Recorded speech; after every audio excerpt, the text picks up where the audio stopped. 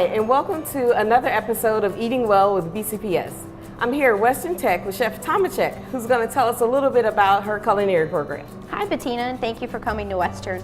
Right now we're gearing up for Skills USA competitions, and Skills USA is a national student organization that gives our students opportunities to network with students throughout the nation and with industry professionals. And Shania, your sous chef, has actually competed in the job skill demo competition, which is really like putting on a food show, so she's really good at this. All right, well, I can't wait. So today we're making a spicy vegan jambalaya with cauliflower rice. Now, I lived in New Orleans for a little bit during my internship, and I had a lot of jambalaya. Not one of them was vegan, and none of them had cauliflower rice. So today I'm excited to show you how you can take this beloved dish and turn it into something new, exciting, and meatless. All right, let's get cooking.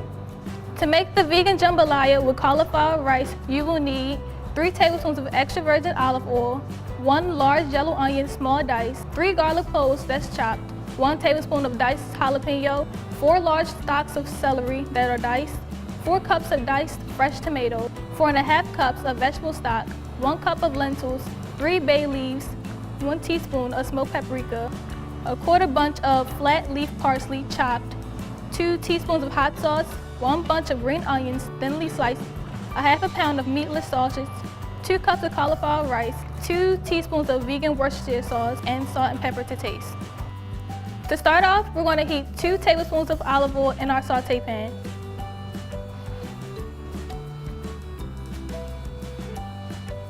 Next, we're going to add our chorizo into our saute pan and stir until the chorizo is brown. Our chorizo is a soy-based product. Lots of people are using a plant-based diet. So we can find chorizo and other meatless options with lots of seasonings and lots of flavors, so chorizo is a good substitute for it. Now that our chorizo is browned, we're going to add our onions, celery, jalapeno, and garlic. Can you put the garlic in? Sure.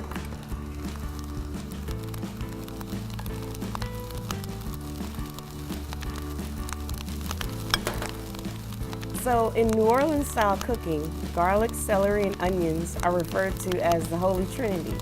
It's usually put in most of their dishes.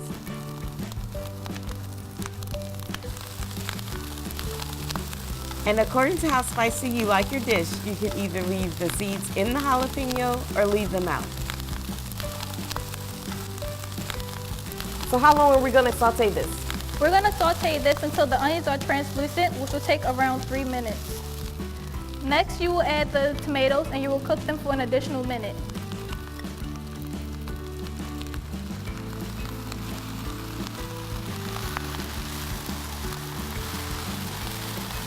I can really smell the spices coming through, and tomatoes give it a lot of good color. Yes.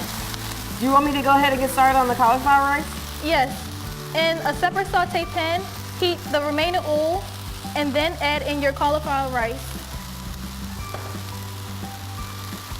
So we're just going to toast the cauliflower rice a little bit so it can get a nice brown color. Yeah, it just gives it a little more cover even though it's going to be inside the dish.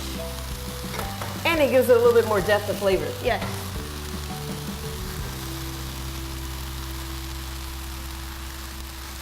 So cauliflower rice is becoming popular, and it's becoming so convenient that we actually got our cauliflower rice from a grocery store in their fresh section.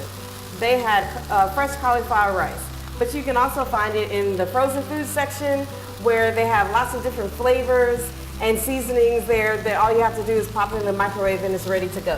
Now that our tomatoes are soft, we're going to add in our lentils, paprika, salt and pepper, Worcestershire sauce, hot sauce, and vegetable stock, and the bay leaves.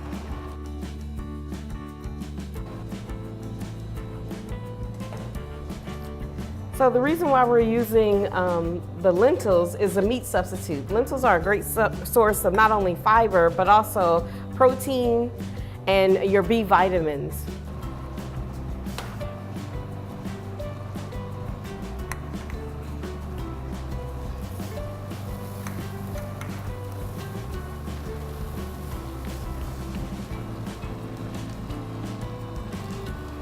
So we're going to add in this vegetable stock.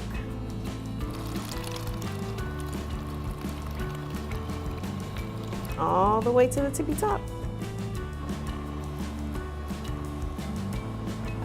We're going to let this cook for around 20 to 40 minutes. Bring it to a simmer, cover it, and let it sit.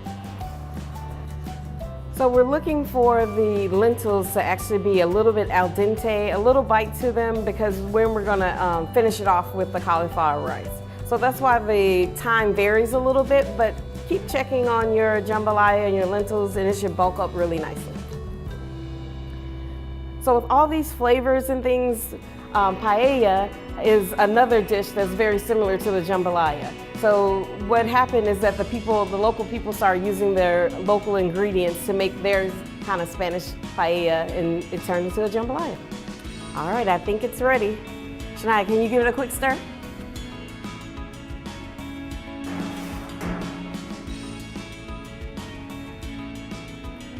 So now we're going to add in our toasted cauliflower.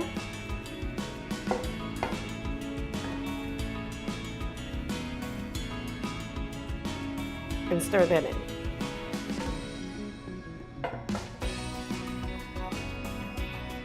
So how long should it cook after this? This should cook for around 10 minutes or until the cauliflower and the lentils are cooked through. Now that our jambalaya is thickened up, we're going to add in our fresh parsley and we're going to serve immediately right after. Oh, now that brings a lot of color to the dish.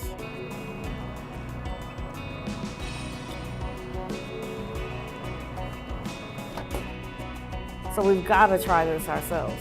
Now make sure we fish out the bay leaves before we give it to someone. You want to taste it? Yeah. Can you please pass me the spoon?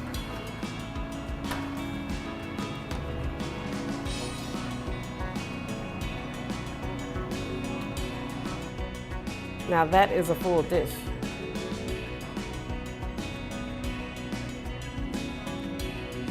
All right. So we're just gonna garnish with a couple of green onions, and let's taste.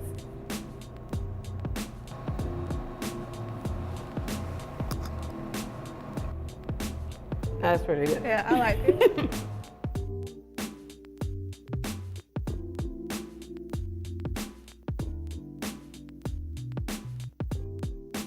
So I would like to thank Western Tech, Chef Tomacek, and the culinary class of 2020 for helping us make this wonderful jambalaya. And until next time, have a healthy day.